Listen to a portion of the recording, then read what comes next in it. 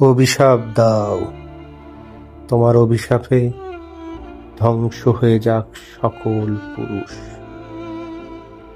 এই পৃথিবী থেকে চিরতরে নিয়ে যাক তাদের নাম আর অস্তিত্ব। পুরুষ কখনোই শোধরাবার নয়। যদি পুরুষত্বই না থাকে তাহলে পুরুষ হব কেমনে?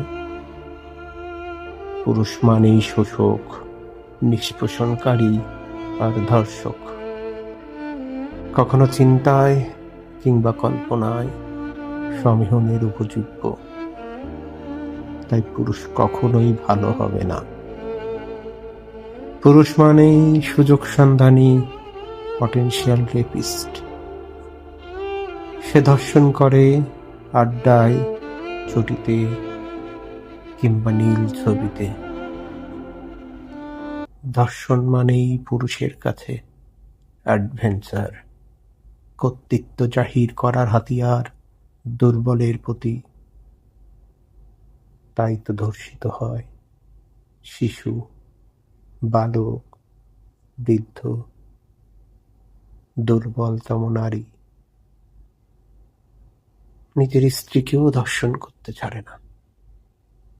ধর্ষণ করে ভগিনী, ভাগিনা, ভাতিজি, মোড়ের পাগলিও কে, ঘরের গৃহকর্মী, অফিসের সহকর্মী, বিশ্বস্ত বান্ধবীও।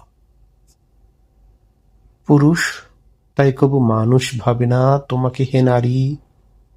পুরুষ মানে না দেশ, কাল, স্থান, পাত্র, ধর্মের বালাই, ধনী গরিব, সাদা কালো, শিশু বয়স্ক, কোনো কিছুই বাধা নয়।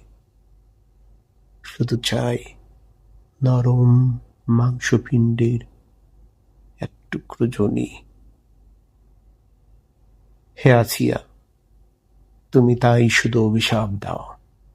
তোমার অভিশাপে মুছে যাক সকল পুরুষ, সাথে মিলে যাই আমিও।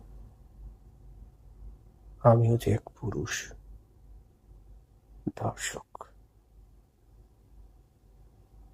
তবেই বুঝি নিরাপদে বেড়ে উঠবে আমার একমাত্র কন্যা।